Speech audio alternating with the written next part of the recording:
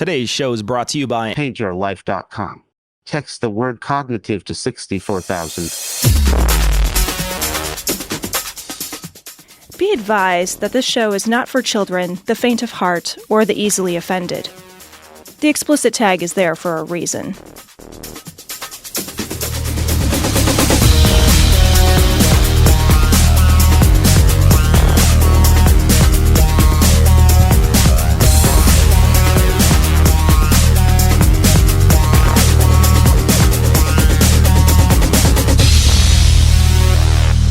Recording live from Glory Hole Studios in Chicago and beyond. This is Cognitive Dissonance. Every episode we blast anyone who gets in our way. We bring critical thinking, skepticism, and irreverence to any topic that makes the news, makes it big, or makes us mad. It's skeptical, it's political, and there is no welcome mat. This is episode 604 of Cognitive Dissonance. I, at least, am fairly certain that that's 604. true. 604. There we go. 604. This is our first installment, Tom, of Vulgarity for Charity for this year. We picked people while it was still going on.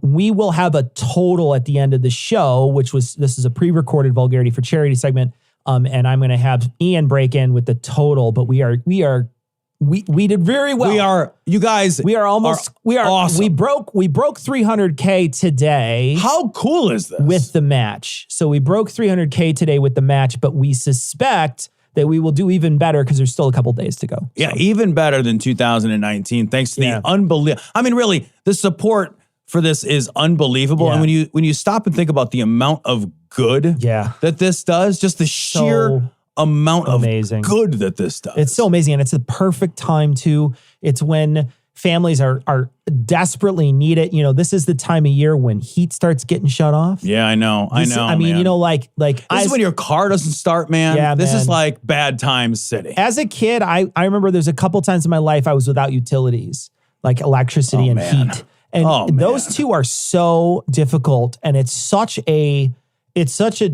amazing thing because you just don't realize how much you use each one of those things until you lose them. Oh, right? I cannot imagine. I've never been in that. I remember when I was a kid, we lost our electricity for maybe about 4 weeks or so. Fuck. And I remember my dad had his Coleman lantern that we used in the room. You know, he had pumped it up. Right. And like God. You know the ones with the little. Yeah. Those are bright as fuck, by the way. Fuck. They are so bright. It's like the light of the Lord. It is seriously so bright. You can't hide it under a bushel. It's a fucking UFO level bright. Yeah. It's insane. Those things are crazy. But I remember, like, as a kid, you know, like, you're in a house, and that's a dangerous thing. It's dangerous to be in a house with a lantern. That's crazy dangerous. But you know, you just got to do what you got to do.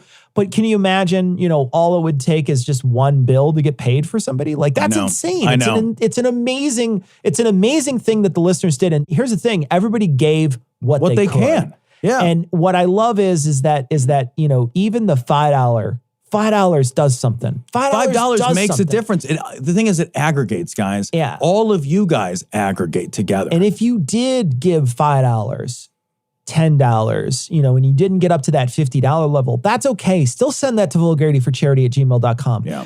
And the reason why is you send that along and we'll be able to tally that total. That total then gets added in. And so it's every dollar counts because every dollar that I can go back to Keith with and say, we raised X, his big whale donor is going to double that money.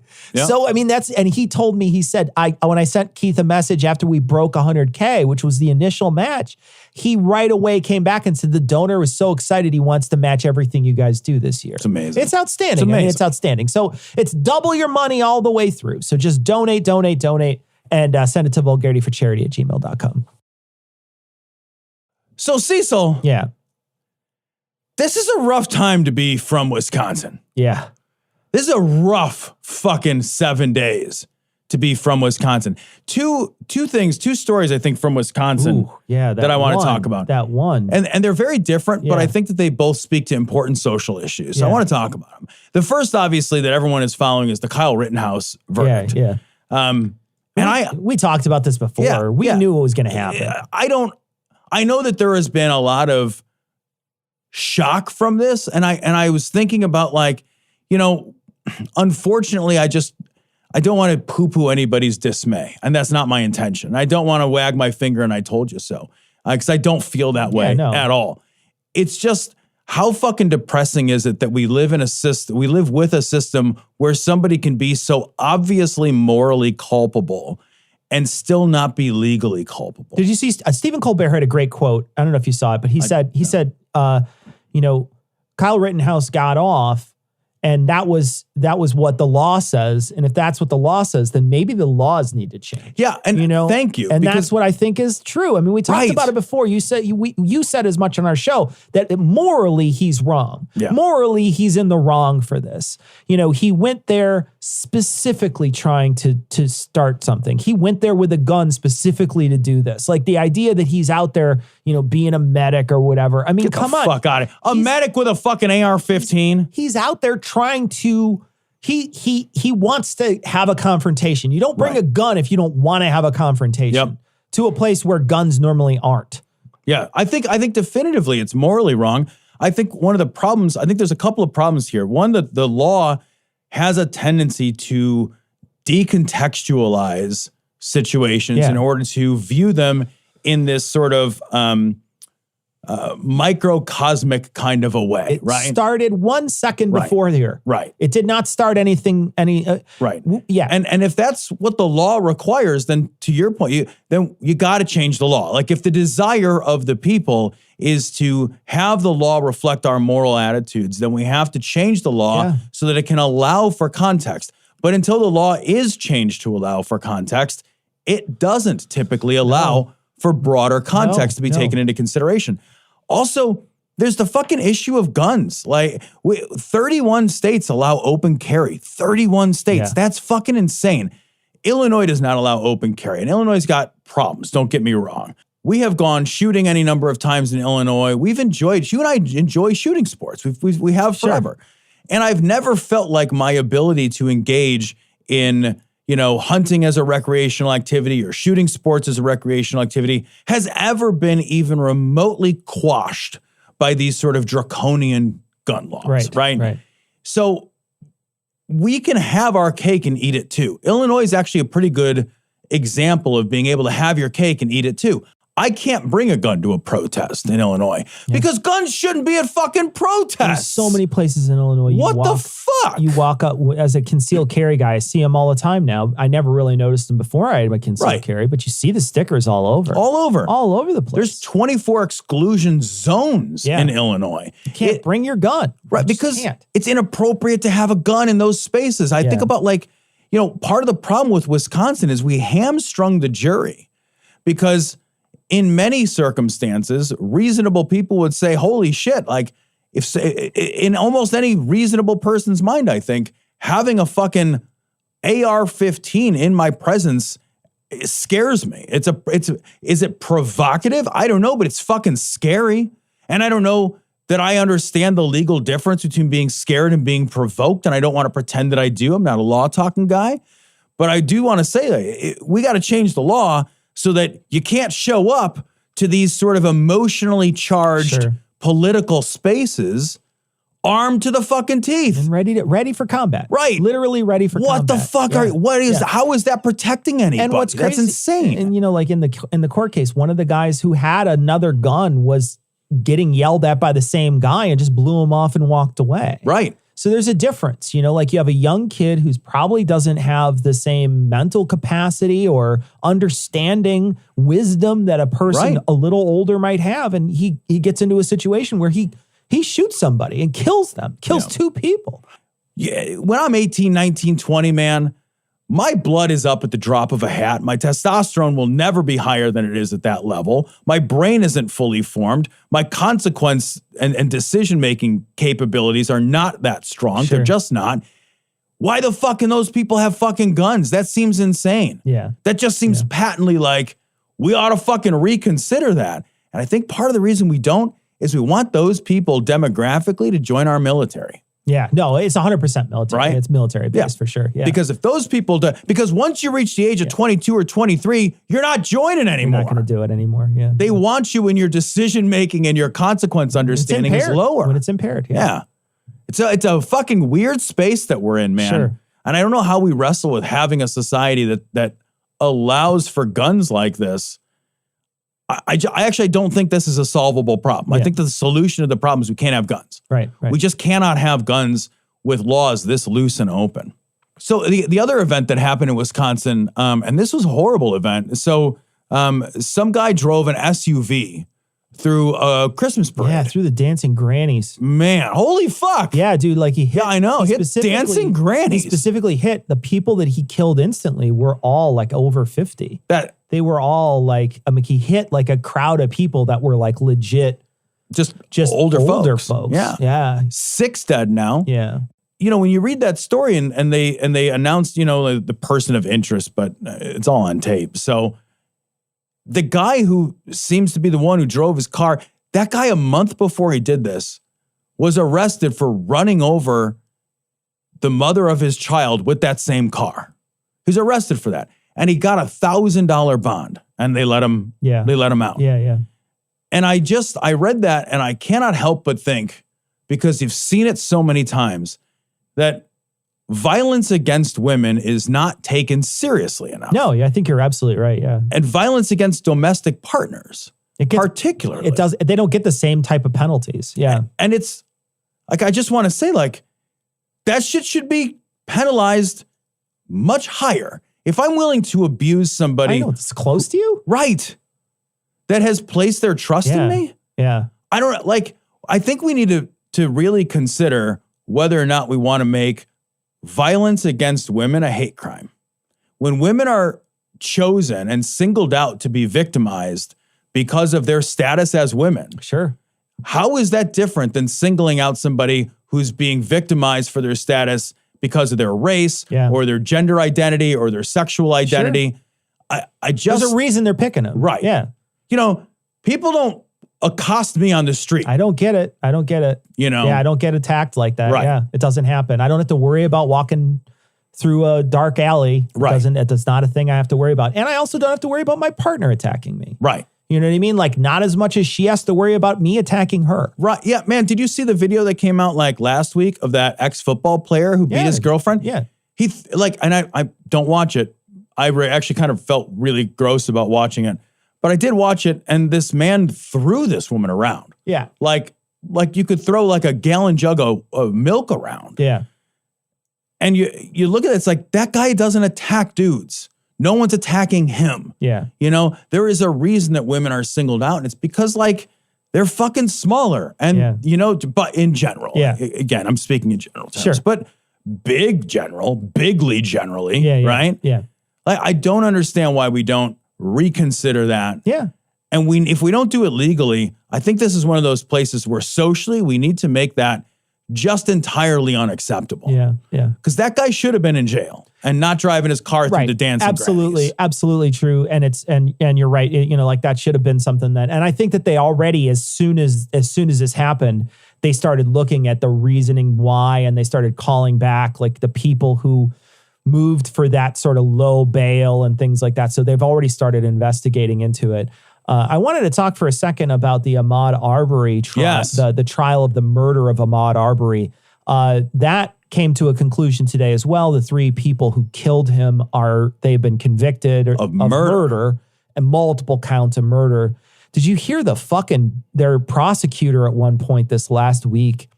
Not the prosecutor, the defender this week, the defense attorney for one of the guys this week, made a statement. She said, we can't let them paint Ahmaud Arbery as the victim. He was, and you can't forget of all the stuff he was doing. Here he was in this area, and I'm paraphrasing, but the part I won't paraphrase is what she said. Without any socks, to hide his long, dirty toenails, she had said. What? And the reason why somebody would say something like that is to elicit a racist reaction with a group of people that have a deep-seated racism against black people in an area where that sort of thing might trigger a jury person to. But she said that out loud. Holy I'm not even kidding. Like, I'm not even kidding. I listened to her straight up like dehumanized him. She straight up dehumanized the guy who was murdered by these three people. 100%. Holy fuck. Yeah. If that case had not gone. I know. That's the most like clear-cut shit ever. Yeah, I know. That shit was so clear-cut. I couldn't. There's a video of it, for Christ's sakes. Did you watch the video? Why? Yeah, you watched Holy shit. And that dude's just trying to run away. Yeah. I am very happy that we're at this position where those people got convicted of murder, because, you can't watch that and not be sickened. For anyone to think that Vladimir Putin had anything to do with fixing the elections, or even that the Russians have that kind of technology, is stupid. So this story is fucking amazing. Yeah. This story is just amazing. And actually, I have a little update to this that will make it even better. This story comes from The Independent. Trump mocked over a picture of him receiving honorary taekwondo black belt.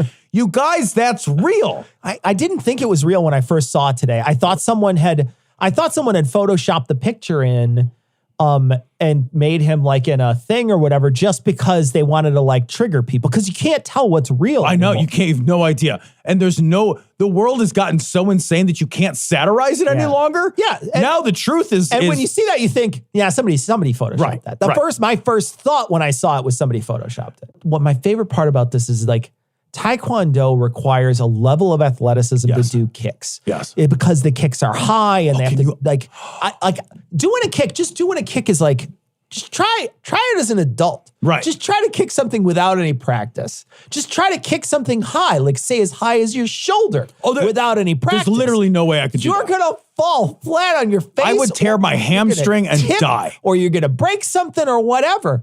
And you look at Trump, who has said before in the past that he doesn't exercise because he doesn't want to lose his vital essence or whatever. He'll deplete his battery or whatever. His spawn meter is going to go down. But he won't do. So he never once ever did anything. No. This is an honorary degree. So but now he's going to talk about it. I know. He's going to go. I know. I'm a black belt in Taekwondo. I'm a black belt in Taekwondo. He's going to do that. He's going to go to one of his weird still rallies, and he's going to have one of these moments where he's going to tell the crowd how tough he is or whatever. He's Steven Seagal tough, man. It's like it's all made up. Since when did martial arts begin to bestowing honorary degrees on people? Honorary degree. I think the honorary degree is a little weird anyway. I get it, but I mean, you've got an honorary, this is a skill you don't have? Yeah. That's like being an honorary carpenter. An honorary welder. Right. Just like, what? Like, I'm an honorary fireman. Right. Yes. How weird is it? How weird. Here is something you have to train for that is a very unique. I'm an honorary architect. Yeah. What the fuck does that even mean? What? I'm an honorary crane driver or whatever. Like crane operator. I'm an honorary heavy machinery operator. Exactly. What? I got an honorary hard hat. I've got an honorary CDL. I drive across country. The fuck is this? It's so funny. It's because it's such a pandering, shitty thing for him to just, all he wants to do is just promote his brand. Yes. With a bunch of people who have a proclivity for conflict. Yeah. What this is like a fucking bachelor's in sycophantism. Yeah. That's what it is. Because the guy understands his market. Yeah. I will say this though. Even in this, if you scroll down, there are Taekwondo practitioners who are upset by this. They're saying, and I don't know if they're fans or not. And that's the thing that I'm wondering. If you're a fan of Trump's, right, and you're also a Taekwondo practitioner who spent all the money and time and sweat and all the practice and hours of doing all this work, do you feel ripped off that he's like a 9th degree black belt and you're only like a 2nd degree black belt and you're, right. I mean, how do you feel about that sort of thing as a Trump supporter? I don't know how they would feel, but there's other people, clearly, I don't know if they're, follow him or not, but But I do think that this guy made a calculated decision to say, I want to promote Taekwondo in the United States, and it's an easy way to do it. Yeah. By giving, a big doughy joker a fake degree and an ill-fitting gi. He looks so bad. He looks so bad, guys. But I read a story today. Keep that picture up. I read a story today, Cecil, that sharp, and I was going to put it in the notes, but I didn't have time.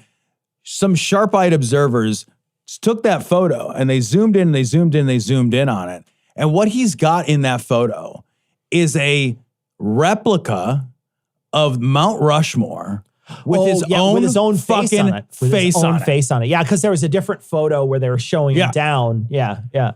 And I thought, like, how wonderful to have a fake diploma from fake skills you don't have in a gi that doesn't fit in a room full of a fake monument. Yeah. Everything about this guy is bullshit. It's all bullshit. And everybody buys it. They do. And they don't see the eye. Yeah. Cecil, I would think less of me if I had. You know what I mean? I know. I would be like, fuck, I'm a petty, small-minded piece of shit. I know, man. I am wretched garbage. If you gave me Mount Rushmore with my fucking head on it and I loved it unironically, I know. Holy shit. I mean, it's just at a certain point it feels depressing. It does. It feels depressing. It feels like you're watching an episode of Hoarders or something. Where you feel like it's like sympathy cringe. Right. It's just like voyeuristic and awkward. And like, this is a guy who I think Pampers could make honorary diapers with his fucking picture right in the shitter part of the pants. The poopy part. And he would be like thrilled about it because he doesn't get it. No part of him gets it. Hey, did you just get back from Thanksgiving with your family and want to retain those memories with something physical hanging on your wall? Or maybe not, and you just want a picture of your cat. Or maybe you want a hand-painted portrait of your favorite Grammy Award-winning engineer hanging on your wall or your downstairs bathroom or your sex dungeon. Well, with Paint Your Life, you can get a professional hand-painted portrait created from any photo at a truly affordable price. Send a picture of yourself, your children, family, a special place, or a cherished pet. Combine photos into one painting. With Paint Your Life's compilation portraits, you can bring together family members who never had the chance to meet, or create a portrait of the whole family without the need for everyone to be there for a family photo. Choose from a team of world-class artists and work with them until every detail is perfect. You can order a custom-made, hand-painted portrait in less than 5 minutes. It's a quick and easy process. Get a hand-painted portrait in about 3 weeks. Meaningful, personal, and can be cherished forever. Makes the perfect holiday gift for someone you love, or for yourself. I know for myself, nothing screams, hey, remember that time we met 15 years ago briefly at that family event that neither of us remember? Well, I'm still alive, and here is a picture of me and you shirtless under a waterfall. At paintyourlife.com, there's no risk. If you don't love the final painting, your money is refunded, guaranteed. And right now is a limited time offer. Get 20% off your painting. That's right, 20% off and free shipping. To get this special offer, text the word cognitive to 64,000. That's cognitive to 64,000. Text cognitive to 64,000. Paint your life. Celebrate the moments that matter most. Some would call his theories crazy. You're telling me that NASA is going to kill the President of the United States with an earthquake? Not exactly the kind of thing a Secret Service agent can, just throw himself on top of. Now, one of his theories is true. Can you prove any of this? Absolutely not. Only he doesn't know which one. Must have hit a nerve with one of those articles in there. But his enemies do. This is just, I got to read big parts of this because it's so great. This is from Daily Beast. Mike Lindell blames a vast GOP conspiracy for his Supreme Court failure. So Mike Lindell has been promising that he's going to bring a case to the Supreme Court that he never brought. Just like all the other stuff he was gonna do that he never fucking did. Yeah. So let me read some chunks of this and we can react. Yeah.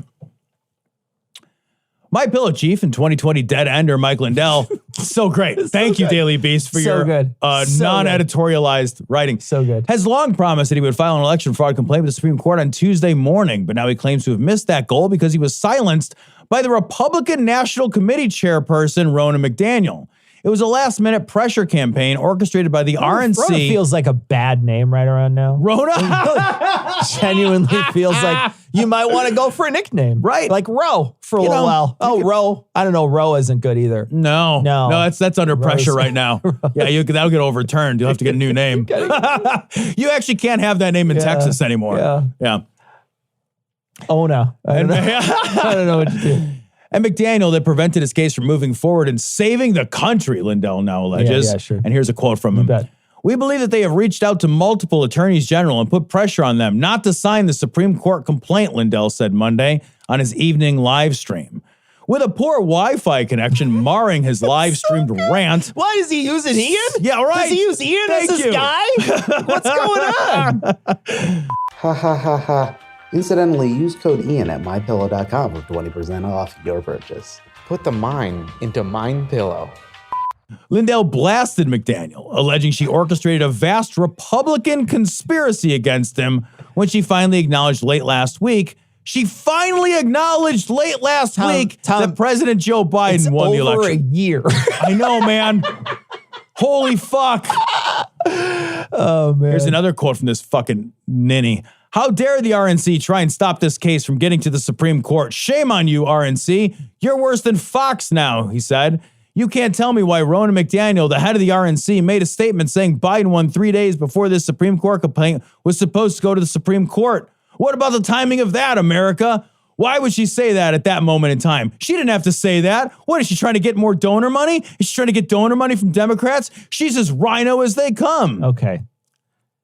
What this shows is the low bar that he knows the people who listen to him and pay attention to him. He knows the low bar that it takes to convince them. And he thinks that that's ubiquitous. He thinks that whoever, like as a political person, all it takes is for you to say one thing I agree with, and I will automatically be. So he thinks that Democrats will send money to her because she said one thing that everybody knew last year. Right. Yeah. Nobody cares, lady. Dude, that's some sky is blue shit. Yeah. I mean, it's like whether or not you acknowledge it. It doesn't matter. That motherfucker signs executive orders. And you could say it as loud as you want. In fact, many Republicans said it when it happened, and it didn't make me like them any better. No, I don't care. Yes. But the difference is that he knows that his side, all it takes is for them to say one thing, and they can sway an entire audience with one tiny thing. And I also think the right now is deep into these cult of personality. Yeah, kind of. You know, you're starting to see these weird kind of like superstars, and that's such a gross word to say about these people I'm going to mention next. But like your Boberts and your Greens and your Gates and your like Cawthorns. Yeah. Like, these guys are riding high on this cult of personality. It has no substance to it. A perfect example of this is when the Rittenhouse case came out. Oh, my God. There was people who were talking about having him as an intern, as Gates mentioned that. One of the guys on Twitter, one of these representatives on Twitter said that we should nominate the day he became acquitted as a national holiday. Oh my God! You know, like so, and Tom, they're doing it because they think it triggers you. Yeah, that's why they're doing it. They're just doing it because they're your annoying stepbrother. Right. They're just trying to fucking. They're not touching. They're not. They're putting their hand as close as they can to the line in the middle of the fucking backseat of the car. Yep. They 100%. This is all the Republican Party is now. Is how much can I make you upset? There was a thing today I saw, and it was I don't remember exactly where I saw it, but Donald Trump Jr. wrote a big long thing. It was sending it out in one of their mass emails that essentially said, I can't believe how triggered they are about Let's Go Brandon. I can't believe how triggered they are about this Let's Go Brandon thing. I've never met anyone on the left triggered by this. You can buy your Let's Go Brandon shirt for $45 right now.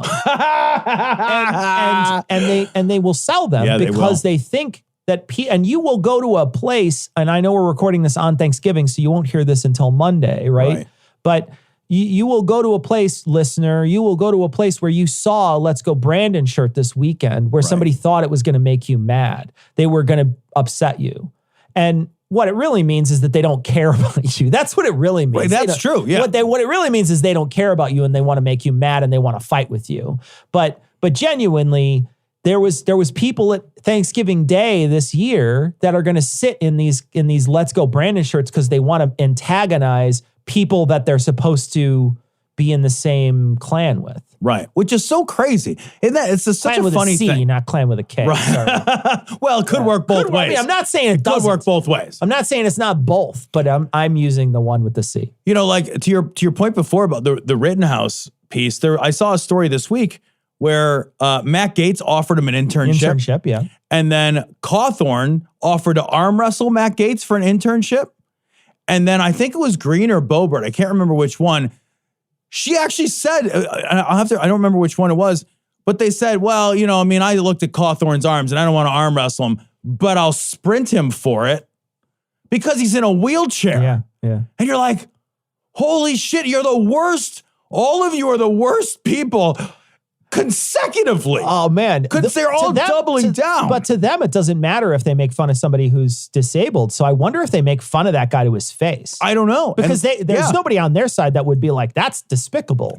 Because there's nothing is sacred. Because there's no pressure valve. Right. They don't have that. They don't have somebody who would say, hey, man, that's shitty. Don't do that. It's a fucked up thing to do. Don't do that. That's shitty. Yeah, right. But instead, their side might mercilessly make fun. They could probably mercilessly make fun of him. Probably. Look, I mean, look at Trump made fun of a disabled person and nobody cared. That's true. Yeah, that doesn't. You're 100% right. Yeah. You're 100% right. I mean, look at how they treated John McCain. Yeah, absolutely. You know, I mean, there's no respect for difference. Piss on him. Hey, man, show some respect, man. That's a cash crop, is it? No, I'm serious, man. Piss on him. What? I read somewhere, man, if you pee on a plant, it'll do better because of some kind of vitamin in your pee, you know? And I just read it somewhere. Oh, yeah. Hey, you got a point there, man. Just let your hair grow and nobody will ever find out. Piss on it. I thought this story was excellent. Excellent, Cecil. This is from The Cut. The unvaxxed lefties hiding in plain sight. They insist they're more sophisticated than your typical anti-vaxxer, not that they're telling anyone. And so this story has a lot of anecdotes. It has a lot of anecdotes of people who are on the left, and they're far on the left. They're Bernie supporters. One guy wrote Bernie Sanders in the last election. Right. In a fucking election that was, close on many levels. I know. Wrote in Bernie Sanders. Yeah, he threw his vote away. Yeah. But, these are people who are far left. So we can't claim that they're not on the left. And they are people who say out loud, and I think this was a really important part of the article, so I wanted to talk to you about it. They say out loud that they respect science. Yeah. And then they cast these entirely unscientific aspersions, which are nothing more than their personal fears and biases. Right, sure. Onto the vaccine. And they are not getting vaccinated. And one guy even said that he wasn't getting vaccinated. He said something, and I'm going to paraphrase a little bit, but at this point, I've committed this long, and when I commit this long, I'm just in it. I'm just in it now. I'm just going to keep. Now I'm too stubborn to change my mind. Right. That's what he said, essentially. Right. I mean, he said it in different words, but he basically said the same thing. And you're right. They bring up a lot of anecdotes. Oh, I don't know that I'm going to get sick from it. It seems untested. And I want to just say, I looked it up today. Worldwide, 7.79 billion doses have been given out and 450 million doses in the United States. I looked that up today.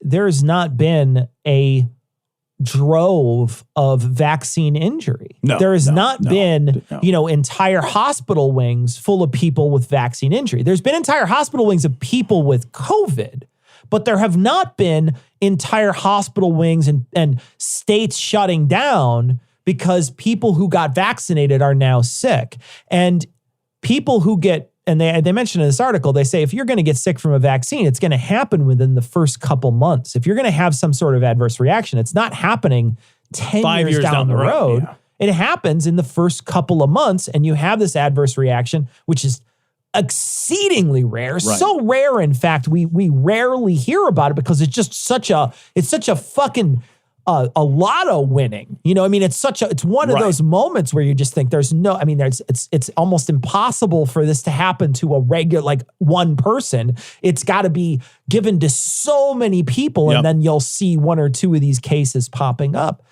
But this is the most selfish thing, to just have a question, right? I don't care. I really don't care that people have questions. I want people to have questions. Sure. I want you to think. I want you to look at it and say, do I want to do this or do I not want to do this?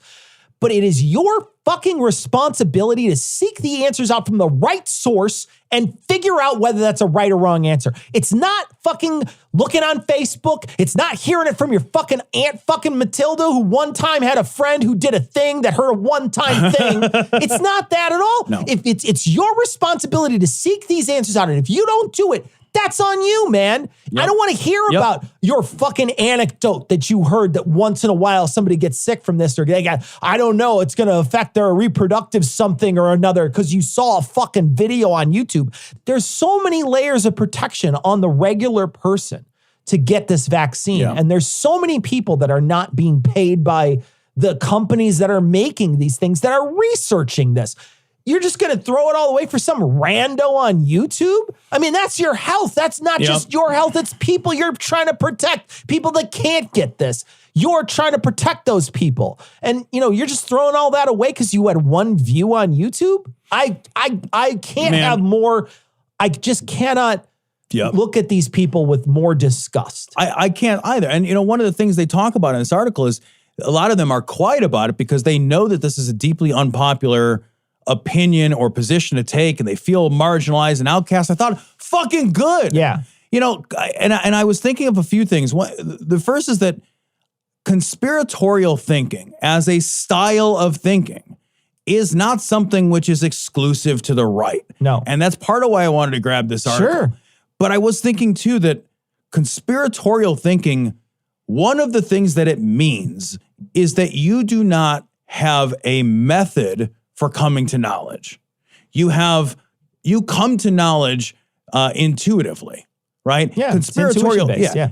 So one of the ways that you can guard against this yourself, especially if you know, because I think some people know that they may be more prone to conspiratorial thinking, or they may gravitate, is have a tried and true tested method for how you arrive at big, important answers. Yeah. You have to have a method that you feel is true. And if it works for one question, it should work for other questions. Yeah. And science offers the beauty of science is it is a method. Yeah. And that method works on any question that you can point this method at, right?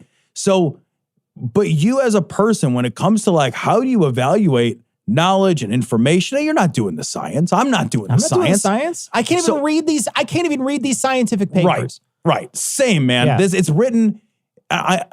Scientific papers are written in a language I've not been trained to understand. It might be English, but it's a language I'm not trained to understand. I can't read those papers and understand them. But what I do know is that there's plenty of doctors out there, many, many, many doctors. And we're talking about accredited real doctors here, not just fucking some guy who calls himself a doctor on YouTube. Real doctors out there, that the massive consensus is that COVID vaccines work, COVID vaccines are safe, and all the rest of this stuff is all just noise. Yep. And there's plenty, trust me, there's plenty of money and fame to be made by the people who point out that there is some sort of problem with the vaccine. If you were the guy, let's say there was an issue with any of these vaccines, and you were the guy who found the big smoking gun, and you would immediately have, to Cecil's point, you would be given, by the scientific community, by the way, you would be given massive accolades. Absolutely. Because the scientific community's primary desire is to aim itself toward truth and to orient itself toward knowledge. It's not just scientists. Right. It's journalists too. Right. Journalists have the Pulitzer Prize you'd win, you know? A journalist that finds hundreds of thousands of people that have been vaccine injured, 1 million people that have been secretly millions of people that have been vaccine injured. That's a huge find. Yeah. I mean, look at like, we all know the names like Woodward and Bernstein, right? They broke open Watergate. Well, why do you know that? Because they broke open Watergate. Yeah. That's why we know that. Yeah. There are so many incentives built into the system for us to bring these things to light. It's not that conspiracies never happen. They do. Yeah. And we should acknowledge that. Sure. And it's not that Big Pharma has not engaged in bad action. Yeah. They have. And specifically, like, some of the players in the vaccine market have done some shady shit too. I mean, and in my lifetime, I remember like the Vioxx scandal. Sure. You know? And the opioid crisis. From the Sacklers and Purdue Pharma. So I don't want to pretend that stuff doesn't exist. Sure. But what are you going to do? You're going to like live your life not taking medicine?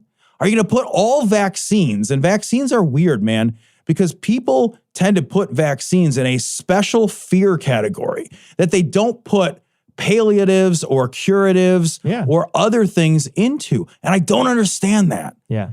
I go to the doctor, and again, my wife's been sick for a year now, and we've been given, I can't even tell you how many different prescriptions. And when we're offered that prescription, we have no idea what it is. You never heard of it before because you never needed it until like right now. Yeah. You know? And the amount of distrust specifically placed just on vaccines by the general public is so outlandish by comparison to how much we trust just grabbing some cold medicine off the shelf. All the other stuff, Right? You don't know dick all. Like if you get fucking nasal spray, it tells you, oh, it's oxymetazoline. I don't know what that is. Yeah. I have no idea. You don't either, probably. But we go and we buy fucking toothpaste and we buy fucking nasal spray and we buy cough medicine. Yeah. We fill a prescription. We don't think twice. But a vaccine, I got to do my research that I'm ill-equipped to do. Yeah. And you know, like throughout history, there have been times, like you said, where medicine has done a thing that has, you know, that had to be revealed to the public. This is a perfect opportunity for something like that to happen. But there's so much there's so many people. And we're talking about 7.79 billion doses, man. That's enormous. That's more people than are on the planet, right? Isn't it 7 billion? It's more people. You have to give more than one dose. You got to give them more than one dose. Right. There's so many people have gotten it. You know, you would see something. You would see something happen. Right.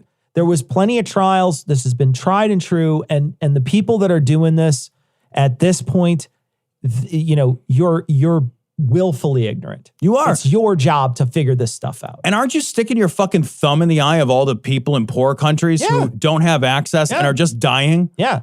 Aren't you just fucking giving the big fuck you? They could get it. They could get all of our doses if you want to just go on living in the world with COVID. And you're benefiting off all those people that are in your state. You know, like if you live in Maine and there's 70% of the people are vaccinated, you're benefiting off all their backs. Yep. You know, the reason why you didn't get COVID or you didn't get it so bad is because there's probably like a lot of people around you that were vaccinated. A book? That's right. When I was your age, television was called books. And this is a special book. It was the book my father used to read to me when I was sick, and I used to read it to your father. And today, I'm going to read it to you. So for this week, for our Cogdis book club, we read Demon Haunted World, Chapter 17, The Marriage of Skepticism and Wonder. And Tom, gotta say, you know, I love this book. And I gotta say, like, throughout my skeptical life, and especially on this show and things like that, I don't know that I followed Carl Sagan's advice. I think throughout a lot of times I have been a haughty skeptic. I've been a guy who's been, you know, this show was even created in such a way where it was like we were going to make fun of people who, you know, I mean, that's literally what it was made for. It was made as like a sort of juvenile, let's make fun of, you know, believers in a way. And Carl's really against a lot of that. Carl's against, you know, even so much that, you know, he's on the fence signing his name to some things that he feels are almost like attacking people. Right. And, you know, so this whole chapter is really just a balance between how you approach people and that are believers and how you try to convince them and how you conduct yourself as a skeptic. And his thoughts are, you know, you need to have more respect when you come into these conversations. I would very much be very interested to see how Carl sees the world now. Does he see it as if you listen to my advice back then, it might have changed things, or if he were to see it now and say, okay, maybe that doesn't work. Yeah, it's funny because the first part of what you just said didn't even occur to me. And I as I was reading this, I was thinking, oh boy, buddy, you don't know how bad things are going to get, you know, because they've just gotten so bad. Yeah, they've just gotten so like spectacularly, exponentially awful. And there's a line, and I know you're referring to it. There's a line in this chapter. He refers to the contemptuous skeptic, and he says, you know, maybe if we treated people with more compassion, it would be more effective. And to the extent that if that's true, that's what we should do, then that's what we should do. We should treat our relationship and our activity with people, especially people that are in our lives. You know, I do think it's one thing for a show like this to preach to the choir. We're not reaching out. No. You know, we're not trying to. I'm not trying to debate anybody. Right. I'm not trying to fight anybody. I'm not trying to go out and, you know, attack a regular person. Right. But, you know, when your uncle is at Thanksgiving dinner and they've got this like bevy of bad ideas, I do think that a strident, vigorous debate is not going to do anyone any good. I really don't think this. And we should approach our interactions around this with the same kind of level-headed pragmatism. What works? Yeah. We should only do what works. Yeah. Otherwise, aren't we just like indulging ourselves? Yeah. I mean, you know, you're right. And in some ways, you got to look at it in a way to say, you know, while it may protect the feelings, if the feelings need to be hurt for someone to change their mind, then the feelings are the collateral damage I'm willing to take because this stuff is important. Right. But again, it's so hard to figure out how people change their mind because I suspect that there's, you know, a difference in whether or not you're someone who got a college degree or not, or, you know, like, I mean, there's just so many different stratifications in society and an intellectual level and an emotional level and all these different things. It doesn't feel like there's just one good way to do it, that there's just one way that you could say science says this is the way you change your mind. Right. Because it almost feels like it's one of these individual things that you've got to find with different people, which is why we're finding that, you know, like you can't just un-QAnon a bunch of people. Right. You got to have one person come in and do one-on-one conversation with each person, find out how to deconvert them, and then they deconvert them. So yeah, I mean, it's tough because there's a part of me that's like, you know, I want to be like Ben Shapiro for a minute and be like, fuck your feelings for a moment and just be like, look, this is important. It's important that we believe true things. The election is a perfect example. Yeah, I know. Of that. It's a perfect example of what's important. We need to believe true things. The election was not stolen. There were no crazy ballot problems. There wasn't any of that. So we need to stop pretending like that's the case. And we need to stop feeding into a single narcissist's ego when it comes to that. And so, you know, there's a part of me that's like, that's really important and people should pay attention to that. But, you know, how do you convince somebody of this? And I want to talk about something I came across this week, and you might have seen this too, Tom.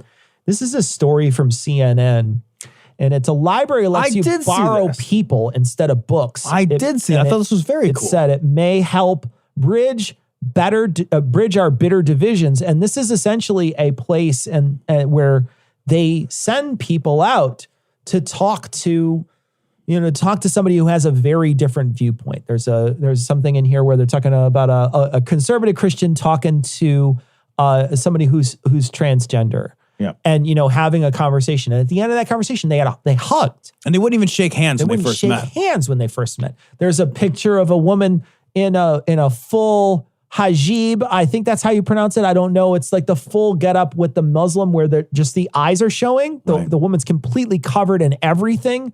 And she's talking to another person who clearly, you would more imagine Western dress, has problems, some sort of problem talking or figuring out why that person does what they do. And it could be a feminist. It could also just be a conservative. It could be anything. Right. You know, it could be any. But this is an interesting thing, is that it all leads back to this one-on-one reaching out that needs to happen. And I think what Carl was talking about in here is the mass communications. He's talking about different publications. He's talking about SciCop, Skeptical Inquirer, which is what they produce. And he's talking about, the mass communications that get sent out might turn some people off. It might be the thing that makes people say, I'm not going to listen to that stuff. One of the things he says that I thought was interesting is he refers to some of the organizations or beliefs that PsyCop focuses on, and they get real aggressively upset. And they feel like PsyCop is acting like cops. Yeah. That they are they are belittling and they are, Yeah. And I thought, this is what happens because it's not true, right? Yeah. This is what happens though when truth is used to expose untruths. Yeah. Right? There is a reactionary period. It's because they're emotionally invested in the answer. Exactly yeah, right. Yeah. And I was thinking while you were talking, and this library book of people kind of a thing, of this library of people, is this works really well, I think, for people who are genuinely intellectually curious. Yeah. And I think this works really well for people who are empathetically curious. Sure. And I don't know how you find or reach ground with those people that aren't, because not everybody is. Some people just are not by nature terribly intellectually curious. And there's some people who are not by nature terribly empathetically curious. Yeah. And I do wonder, what's the middle ground for them? How do you reach them? Because I think it's all about, to that point, it's building a bridge, but it's like, holy fuck, I don't even know which island you're on, you know? Yeah, yeah. This is a great chapter, though. Again, this book is so crushing it. This book is so good, and it really is. This last half of this book has just we've been outstanding, turning the corner here. Next, the next chapter is chapter 18, and that's The Wind Makes Dust. Now, next week we're going to skip because Tom and I we're not going to be recording on time. We're actually going to be recording ahead of schedule. So we are going to be, we're going to skip 1 week, but we'll be back the following week with chapter 18. Go buy this book, Demon Haunted World by Carl Sagan. It's really a wonderful book.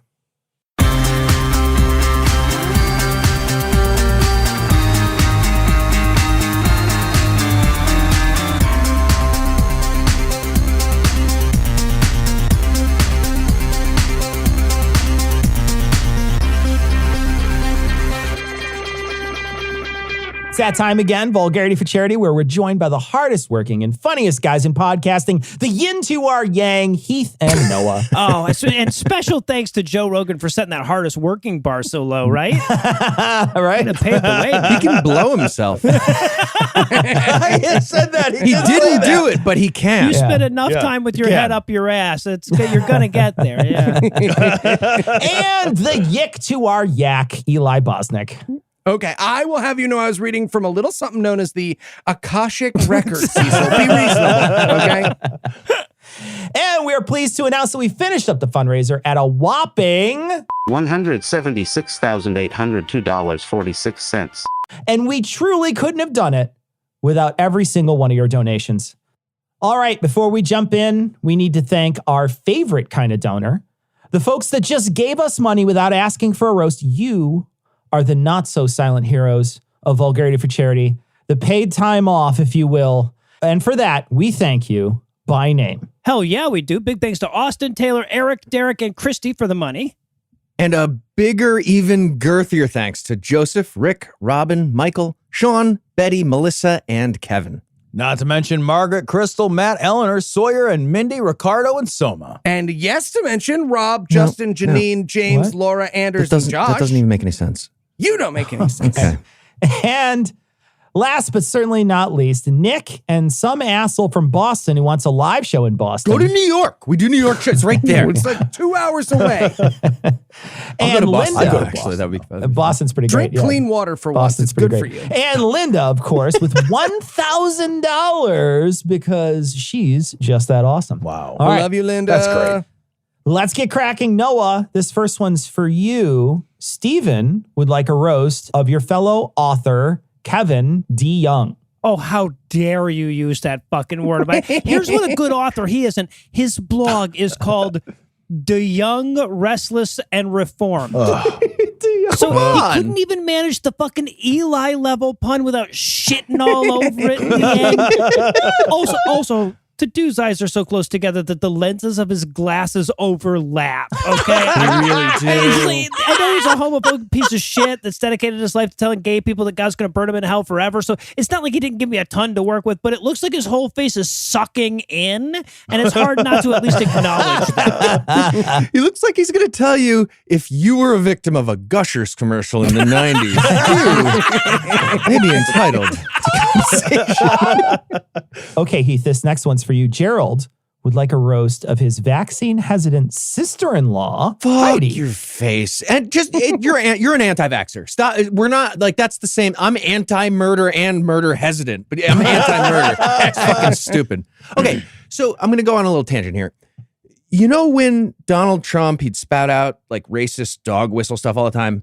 And even if he never very specifically said, okay, go commit a hate crime right now, we know that some percentage of his terrible base would be inspired to do that. That is called stochastic terrorism. Heidi, you're a terrorist. You're a stochastic biological warfare terrorist. Like that. You and every other person who did the same thing. And your body count is going to keep piling up. We had a chance at reaching herd immunity and stopping COVID from being a thing forever that keeps killing people. You helped prevent that.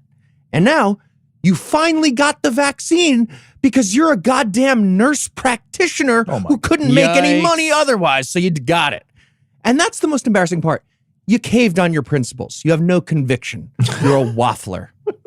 Also the murder. You're a murderer. That's our least favorite part. Eli, you're up. Nick would like you to roast he and his ex-girlfriend, now best friend, Alex. You dated and now you're best friends. Yeah. No, a ton of people do that. No, it works out great. Liars! Liars! At best, you're both not over it. At worst, one of you is not over it, and whichever one that is waits until the other one is too focused on the movie so that you could stare at the side of their head while the Donnie Darko music plays in the background of your mind. Good Lord. Also, y'all some weird-looking motherfuckers. Alex looks like a literal baby inappropriately cosplaying as Elvira, and Nick looks like the fifth Beatle. Sorry, I misspoke. You look like you're 1/5 Beatle. We'll see you in Australia. All right, Cecil, I got one here for you. Tom would like you to roast his brain. Tom says his brain keeps rebooting, but it doesn't like reboot when he's lying down or sitting, but when he's doing action stuff like driving and such. Nice cast, Tom. They look great. A bit of advice. You got to update the software because this keeps rearranging your hardware. You know what I mean? Have you considered just always wearing a lot of padding prophylactically? I would say update your OS and throw out Windows Vista, but if you did that, your brain might just throw your body out a windowed Vista, and that might not be great. And Tom, wrestling super fan that you are, this one seems perfect for you. Is Tom actually or the opposite? James, he is a huge super fan. Yeah, Tom loves wrestling. James would like you to roast Vince McMahon. Yeah, I am not at all a wrestling fan. I had to lying. look up Vince McMahon. It turns out he is like the 75-year-old owner of the World Wrestling Entertainment. And the WWE has about $1 billion a year in revenue. And Vince himself is worth $2.1 billion. Jesus. But Vince, none of that money and none of those steroids are going to make a lick of fucking difference, fucko. You're still a giant hunk of meat with a muscly water pump keeping the whole thing running. And someday, Vince, it's all going to shit. And when it does, and the world looks back at you and what you, with all of your money and your power, created, we're going to see exactly fucking nothing. Because you create something that isn't art and isn't a product and isn't even interesting. And to do it, you abuse the ever-loving shit out of the dumb kids who sign up to abuse and destroy their bodies so that you can get richer and richer. But Vince, it is all for nothing. Nothing, because when you finally shuffle off this mortal coil, you will be remembered vaguely and then not at all. Because when it is over, what you leave behind is a product that started off garish and ugly and which you somehow managed to make worse. Yeah. You're like a pile of vomit covered in Christmas lights on the top of a garbage can full of rotting chicken, Vince. It was already worthless, and still you managed to make it worse. It was a free roast for the NFL for all the people asked for that. Yeah, exactly. All right, another one here for you, Noah. Brian would like you to roast your cat, Loki. Okay. All right, so Loki, 15 years we've been together, dude. You know what's never hurt you? The goddamn UPS guy. You know what else has never hurt you?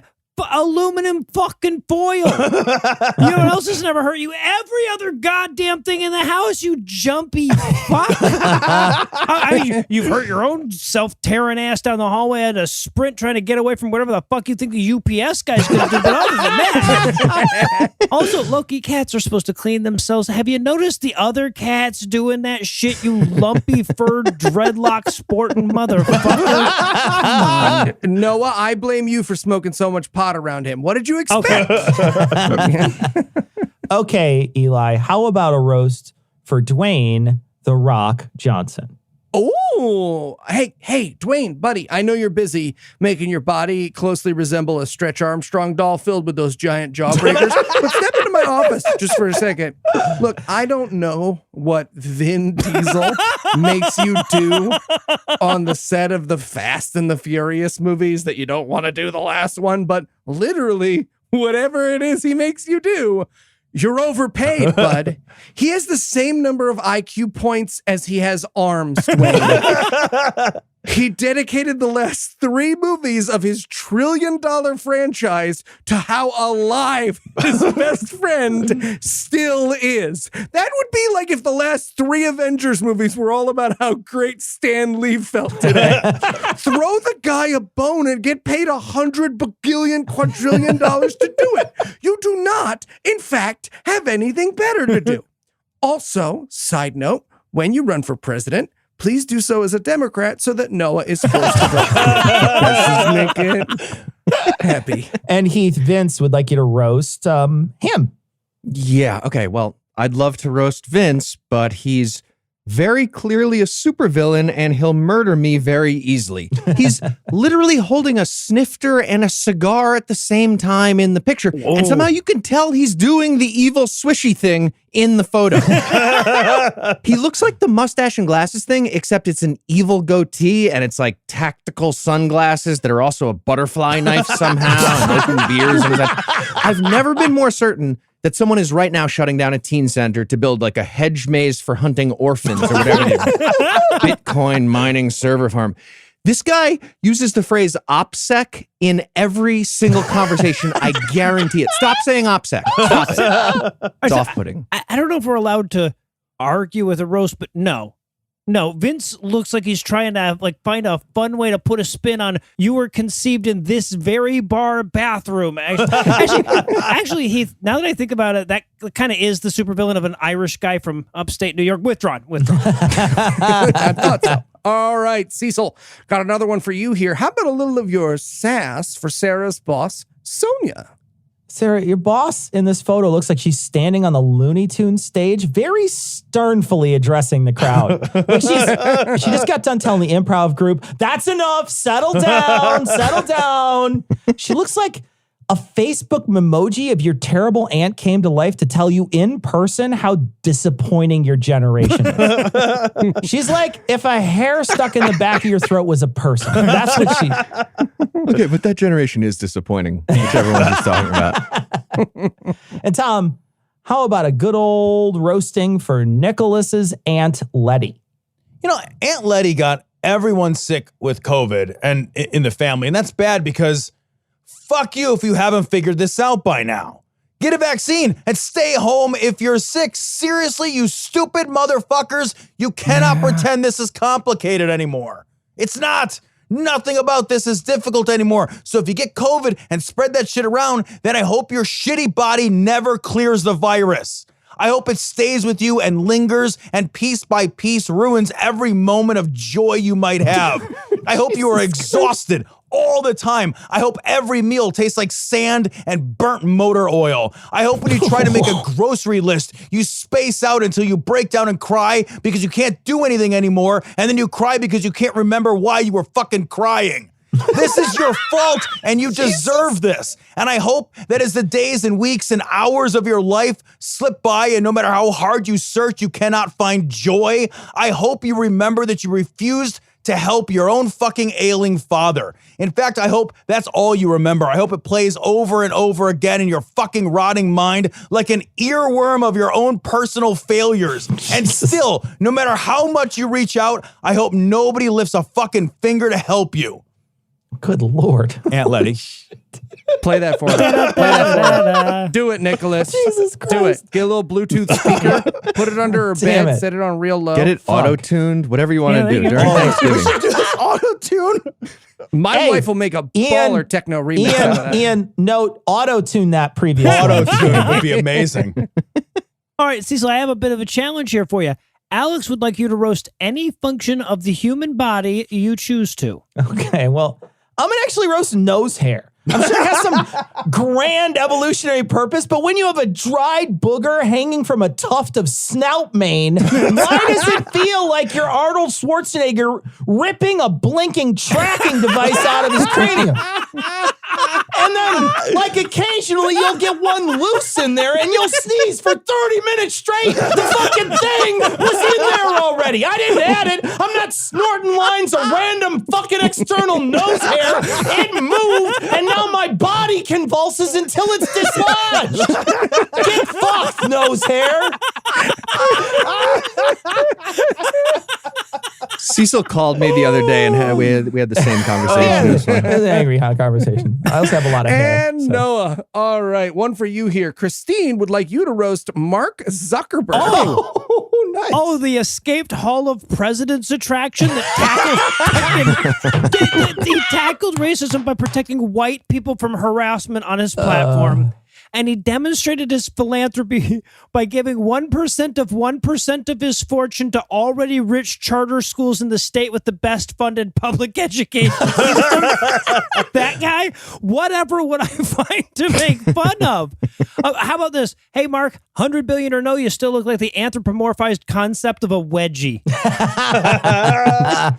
Okay, Eli, how about a roast for the promotional video of the Chesterton Academy of the St. Croix Valley? Oh, God. It's like a church production of Children of the Corn. Children of the Cornstarch. Also, I mean, look, that was not good. for nothing, but this video about, like, we're not going to give in to society with its gay people existing. It has 24 views. And I'm not saying everyone watching this should YouTube Chesterton Academy of the St. Croix Valley and comment, "We know what you did, Paul Loomis," so that guy goes full Catch a Predator. But you shouldn't not. Okay, it's 'Cause either he did Saint something. Croix or Saint Croix. You can't just do half and half. Saint Croix. Sauerkraut. And Heath, how about a Saint roast? Croix is coming to... How about a roast for the Duluth Atheist from the Duluth Atheist? Serial killer. He's a serial killer. I'm calling it right now. And honestly, it's going to be awkward, but also kind of funny when I'm right about this. This is a serial killer who's trying way too hard to look like a friendly nerd. Just like super obvious. The photo we got has him holding a newborn baby, but it's very clearly not his newborn baby. It's a still shot from a ransom video where the killer is being like creepily nice to your kidnapped baby and like pulling at it. You're going to trade yourself for your baby, and then he's going to kill you while listening to Styx and making his favorite casserole in his weird kitchen. I'm certain about every detail of everything I just said. You paid for that. And bro. Tom, I got another challenge for you. Emmy would like a roast of the architect registration exam, aka the ARE or the R. I don't know. So here's the deal, guys, with the architect registration exam. It is designed to be stupidly hard. Like 50% failure rate takes years to pass the thing hard. Like that's either not a proper exam or you didn't get a proper education. Yeah. There is No third option where this makes any fucking sense. How in the fuck can the exam take as long or longer than the education it took to get to the goddamn test? How does that make any sense at all? Design a test that's hard. That's fine. I get it. These guys are going to be building condos in Miami. That's not something just anyone should do. Oh, Jesus, fuck. But holy fuck, what the hell is wrong with you that your exam is built to crush dreams like a condo in Miami? Maybe, and hear me out here, let's have an exam that actually matches people's fucking educations so that if you do the work and take your education seriously, you'll emerge from that education able to do the work that the education was designed to prepare you for. Fuck this, the test is so hard, nothing in my education could have prepared me for it nonsense. Your education is exactly what should have prepared you for this test. These aren't exams. These are dick flex punishments meted out by insecure assholes who have nothing better to do than to gatekeep their field to protect their personal fucking egos. And the first thing that I would design after finishing this exam is a monument to their fucking failure. Well done. Well, that buzzer means it's time for... Good buzzering, Ian. Excellent. What are you doing? What are you doing? What? I'm just complimenting Ian's buzzering. The man knows how to buzzer. Because good buzzer. You talked a bunch of shit about him having a Grammy on our show, but now he can hear you, so that's what you're doing. You're being with. I hear the. You hear Ian, the they're joshing. voice? It's a joke. Please introduce me to Beyonce. Don't do that. Absolutely do not do that. I regret introducing you to Tom. Me too. Anyway, that's the buzzer. And that means it's a spiting round. And with Xmas around the corner, the category is X's. And your mission, should you choose to accept it, is to tell me what the following roastees asked Santa for Christmas. Let's start with Wendy's ex-boyfriend, Ryan. I don't know, maybe a wish for the rest of that beard given the photo. Or based on what Wendy's email said, maybe he wished the next year that he could be the one whose lap all the little kids came to sit on. Oh. How about Kaylee's ex-husband, Brandon? Ooh, I think he wished for a time machine. You done fucked up, didn't you, Sons of Thunder Thighs? God, I just got to say, I know. This is my favorite kind of roast. These tiny men who told our female listeners they'd be nothing without them. And then the minute they hoved their bulk onto another unfortunate shoal, they just fucking took flight. She got a fucking spite master's degree. I'm a white man who had everyone in his life rooting for him, and I barely made it to a BFA. Also, he looks like the Sturgis Motorcycle Rally's proctologist. But... it's there. Jason's ex-friend and abusive drunk gamer, Peyton. Okay, pretty sure Peyton asked Santa for a SWAT team to show up at the house of a rival gamer, but that rival turned out to be Peyton himself because he's fucking drunk and didn't know what he was doing. He also asked for face of not mass shooter, probably, and regular human neck, I would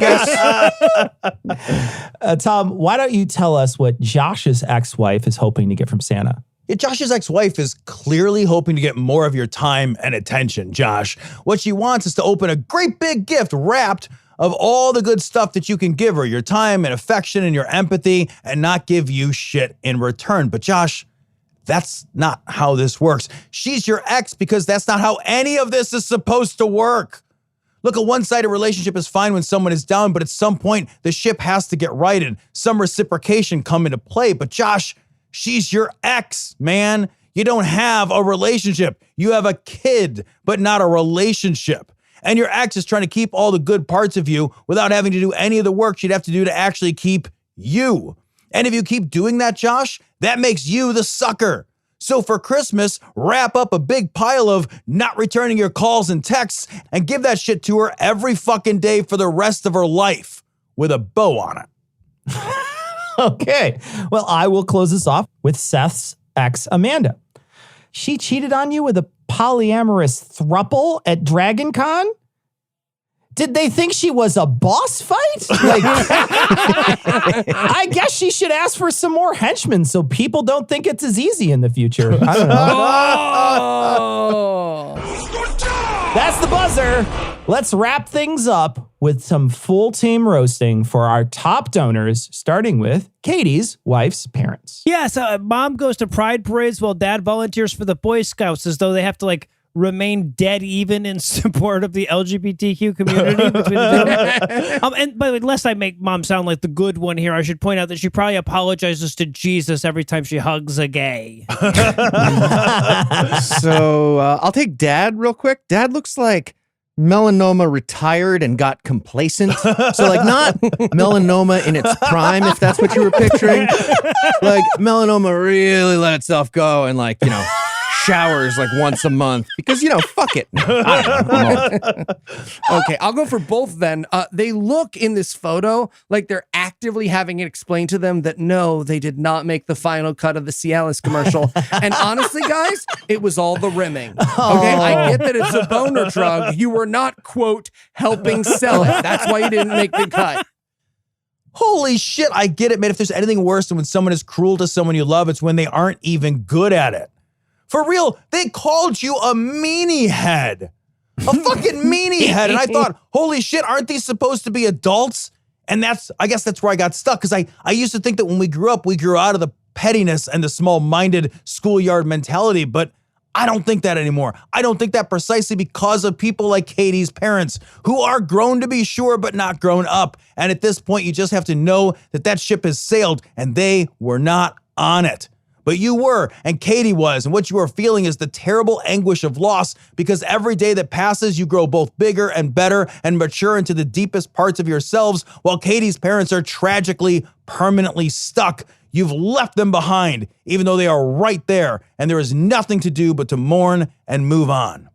The picture you sent them has them posed in a comically oversized chair. I get that's supposed to be funny, but honestly, that picture is the truest image imaginable. They are sullen, spoiled, bratty children in soft, shitty, aging bodies that will eventually betray them and collapse. Get your goodbyes in early and move on. Holy shit. Whoa. Tom, I gotta say it. You are a meanie. Yeah, absolutely. God damn it. Hold on. Her mom goes to gay pride parades with a gay kid's mom free hug shirt and won't hug her own kid. She's like a politician that only goes to community service when a photojournalist is around. Right. Lady, hugs are free no matter who you give them to. You know what else is free though, Katie's wife? Never talking to your parents again. That's 100% free. Stormy Decisis would like us to take a crack at the police of Rochester, New York. Ooh, that was for Stormy, not for the police.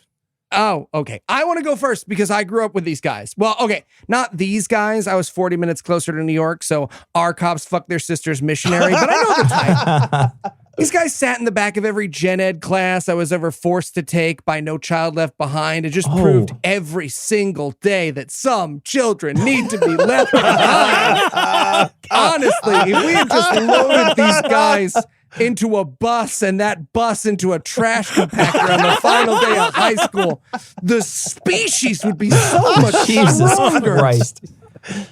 Okay, just imagine this. You decide to be a cop, and then the best city you can think to defend is Rochester. Yeah. I mean, wouldn't the world just be better if we agreed to just, let Rochester go? How far has your life fallen if you want to be a jackbooted thug in Rochester? Jesus fucking Christ, look at yourself in the mirror and weep.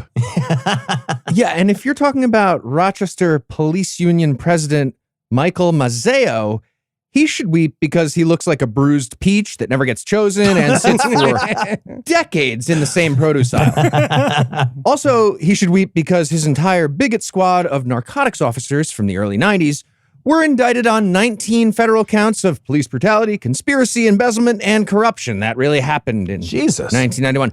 They're like the Rodney King cops, but without all the fame and accolades within the department. You're not even good at being a bigot. You're bad at everything. You're the worst. Yeah, let's not forget, this is the police force that prides itself on its ability to subdue 9-year-olds, provided they have chemical weapons, handcuffs, and backup. Right? But if I recall correctly, their statement on pepper spraying a 9-year-old girl was, oh, come on, last year we suffocated a black guy in our custody with a hood. This is a huge improvement for us. Jesus Christ. I'm putting a star on the chart. And I get to pick any sister out of the box. That's what you said. Okay, Heath, this next one for you. Sam donated a whopping $2,000 for you to take on are Wall Street bets. That's the Reddit Wall Street bets. Yes, the GameStop douchebags. Yeah. The super talented investors who bet big on the economic viability of the brick and mortar chain of digital video game retailers and AMC theaters also. Now, a few of them made money. Yes. So did a few portfolio managers of tulips in the 1630s. Yeah. The rest of them lost. Just for the record, the tagline for their subreddit is like 4chan found a Bloomberg terminal.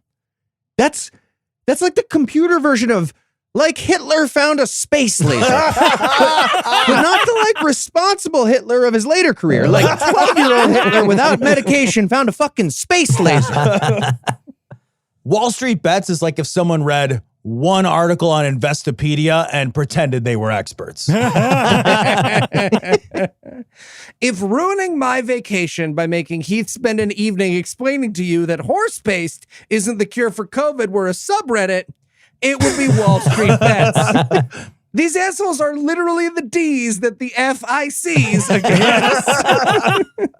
God, does it still count as a Ponzi scheme if they volunteer? I feel like it does, or at least it should, but I don't know. And speaking of man children, Eli. Oh, you think of me as a man. Carl gave us $1,000 for you to roast Patrick Rothfuss and his very special boy Kvoth. Kvoth. Name of the winds. Eli actually recommended these. I don't know books to any me. of this. Yeah. Hey, still no third book, huh, Pat? Still? We did like a 7-year Vulgarity for charity, buddy. If it was up to your Mary Sue-ass protagonist, he'd have written 18 more books and won the Bookiest Book Award by now and fucked one of the books, the sexiest book. You're running out of relevance, Pat. Write something. Anything, or you really will be the guy we all know you are deep down. The person at the poetry reading who has more of a statement than a question. All right, this next one requires all of us. Michelle and Karen tossed in 1,100 big ones for a roast of their pets. All right, so, okay, I'll take Mia. Mia looks like she always goes for the wrong type of first responder. Or like if Timmy was in a fire, she'd go get a street sweeper. If Timmy was in a well, she'd go get a municipal CPA. If Timmy was black, she'd get a cop. I'm saying Mia looks stupid and racist. Yes, that's accurate. All right, I'm going to go with the dog Kazzy, who has resting bitch face. By which I mean she's always about to say, okay, good news and bad news. Good news, I did not shit and vomit into the heating unit. Onto the fan part of the heating unit. Do you want the bad news? All right, I'll take Kara the cat here. She looks like she's in the middle of blacking up for the world's least enthusiastic minstrel show. It's a minstrel show. Zarina looks like in a tragic turn of events, she somehow understood her name is Zarina, and she's been trying to get a toaster up to the edge of the bathtub ever since. This cat looks like Eli feels. It really does. It really does. I'm going to take the meanest looking one. Almora looks like a Khajiit that is going to sell you like a quiver of cursed arrows without any word of warning. Not, I got these when I traded an old jewel to a shadowy Norn who said, beware the spilling of innocent blood. And then he burst into 1,000 bats and flew away. Nope. Not Almora, just, you need a receipt? Nope, have a good day. Take care. Happy Thanksgiving. And last, but certainly not least, Liam tossed in $2,417 for each of us to roast someone or something regarding climate change. I mean, I would roast the planet, but climate change is already doing that. Really amazing job, though, Earth, evolving a species smart enough to slowly suffocate large swaths of life on Earth, but not smart enough to believe independently verified data on climate change. Yeah. Smart enough to use climate trends to prove that we're slowly changing the planet, but dumb enough to think a cold day means global warming is bullshit. Great. All right, I'll go next. So fuck climate change for ruining every political discussion about anything else. It's like you're in the middle of the thing. You're like, all right, well, we should really, find a way to have universal healthcare. All the hospitals are on fire. They're all on fire now. And now they're all underwater. Every hospital is now underwater. Great. You're a story topper, climate change, and nobody likes that. Also, Greta Thunberg scares the fuck out of me. She's really fucking, like, I agree with all her stuff, but she's terrifying. Again, amazing person of the year, very deservedly. But I feel like she's going to sneak up behind me all the time. Yeah. I think about this constantly. Yeah. Oh no, she's a come running from the front. That's true. You think she's, yeah. No, but like, I feel dropping in from the ceiling on a rope. She's ninja too. So yeah, pretty fucked up that of all the racist, sexist, homophobic, transphobic shit that permeated the cartoons of the 90s, the part of them you'd be least likely to see in children's programming today is the unambiguous, unreserved agreement that Earth is a good thing worth saving. Right? These fucking assholes freaked out when Big Bird got vaccinated. Can you imagine how much of their shit they would lose if Captain Planet debuted tomorrow? Oh, God. Yes. Okay. I am going to take politicians. You know, like pretty much all but 3 of them for the last 50 fucking years. I mean, Jesus, if this was a realistic remake of Armageddon, you assholes would be holding a pro-meteor rally and rolling gravity in your Hummer SVU. And you know why? Because you think you're not going to get it. But it is going to get you. That tornado is going to hit your summer home. That plague is going to throw your unvaccinated ass in the hospital. And if you don't do something soon, politicians, that mob outside your bunker is going to burn you for fuel as the land of the rat men and take over. I just want to circle back to the psychological significance of Eli saying Hummer SVU. Yeah. Just a second ago. Right. Special victims. What did I say about circling back to the psychological significance of things I said? I was very clear at the all board meeting. Do you know what I hate about climate change?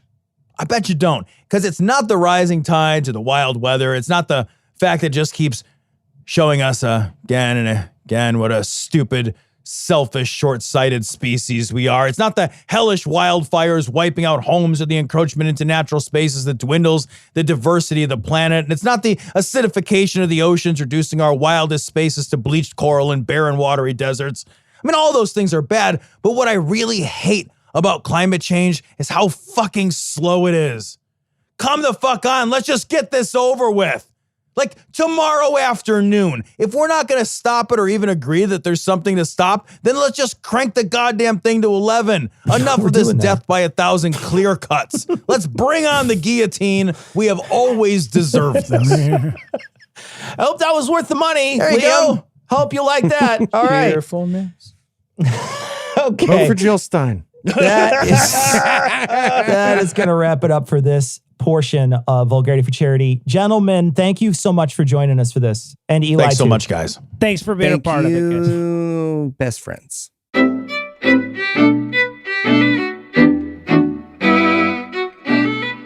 So that's going to wrap it up for this week. We are going to skip our email and our patrons for the next couple weeks because we have to record early. It's, a holiday week this week, and Tom and I are going to be gone next week. So we've got to record a little early. So we're going to skip our patrons as well as our email that we received. We will be getting to it when we come back in a couple of weeks, but we're not going to be able to do it this week. We do, of course, want to thank the Puzzle and the Thunderstorm gang for joining us.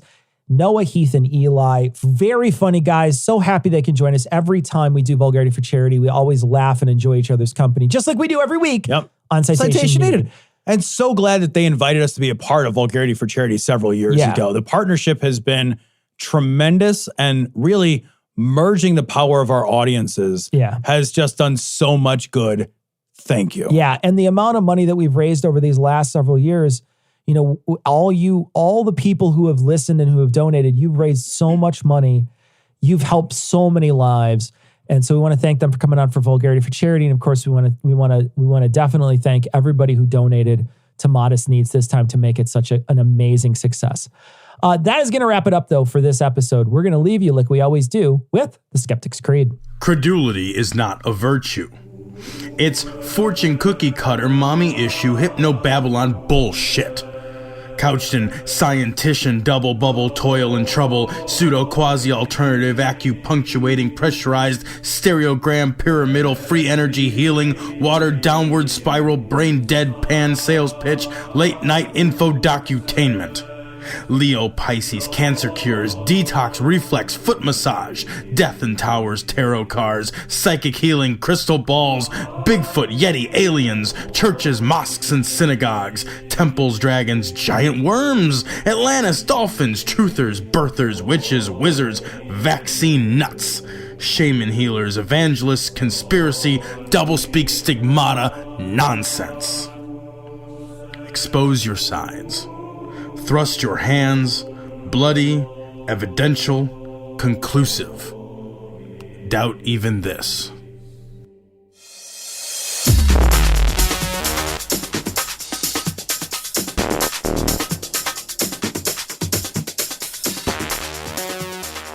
The opinions and information provided on this podcast are intended for entertainment purposes only. All opinions are solely that of Glory Hole Studios, LLC. Cognitive Dissonance makes no representations as to accuracy, completeness, currentness, suitability, or validity of any information and will not be liable for any errors, damages, or butthurt arising from consumption. All information is provided on an as-is basis. No refunds. Produced in association with the local Dairy Council and viewers like you.